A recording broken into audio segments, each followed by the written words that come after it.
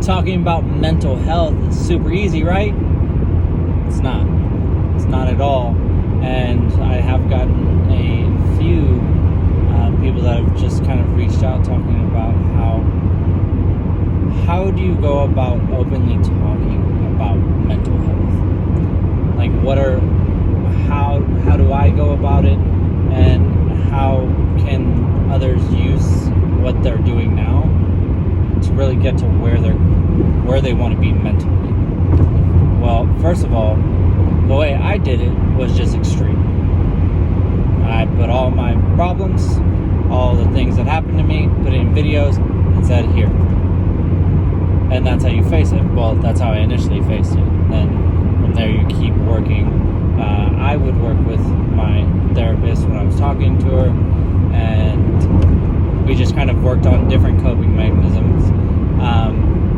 But for those that are just kind of trying to find your voice, essentially, it starts with understanding the problem, identifying the problem. Doesn't matter what it is, you have to identify it.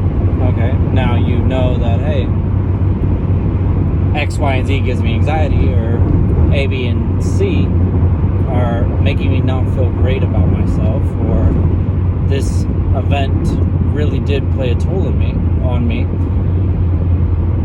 Now how do you fix it? Or how do you move past it? So you've identified. Now from there, you start to talk about it with your social group or your support system. If your support system is your therapist, phenomenal. If your support system is your best friend, your sister, your brother, your mom, your dad, your cool aunt, or could even be me. I'm talking to quite a few of you just on the side, and it's just like, that's okay if that's your support system. You're starting and it's helping. Now, the more you become open to a better support system and a more open support system, that's when you're going to start realizing and recognizing that, hey, I like this path that I'm on, so I'm going to keep working at it. Now, once you start working at it, you're going to realize that, hey, maybe it's not entirely what was happening externally, but it's happening with what I was doing to myself. How was I responding, and how was I coping with the issues at hand? And if you notice that, hey, like every time I have a hard day, I need to go resort to certain substances. If that's not helping you get better, then I have to say that maybe we should start looking for another option, because a lot of substances are going to essentially just slow your process of recovery, and that's not what we want. We want to get better. I want you to get better.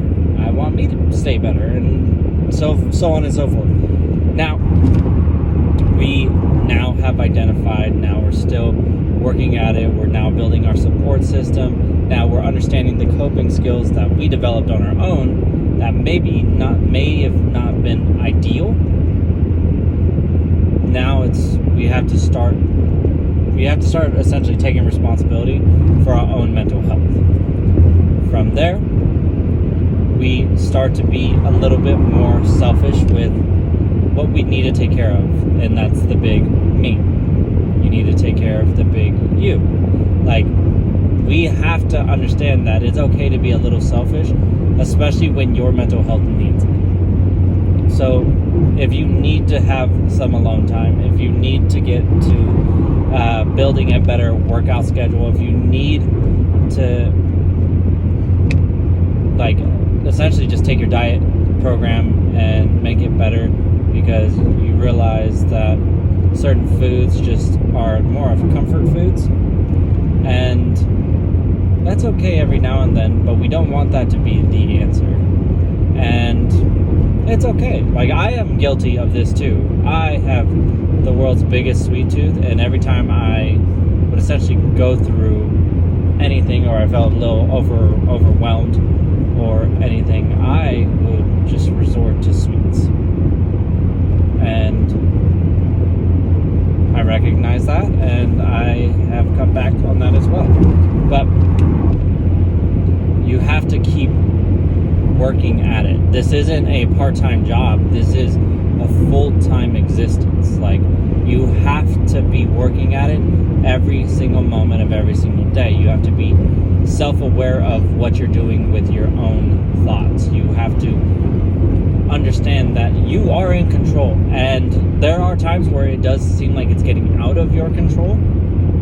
That's when you're allowed to lean on your support system. That is what they're there for. You have to make sure that you're not doing the comfortable thing and push everyone away, and I'm going to deal with this myself, because that's not helping you. That's not going to help you. So I know right now it's a little smoky and stuff right now. Getting outside, getting outdoors, making sure that you step away from kind of, if your house feels like essentially a prison, you have to do your best to make it feel better, but you also need to know when to step away from certain things as well. And just taking that, hey, I'm going to take a mental minute, I'm going to go for a walk, and then kind of returning.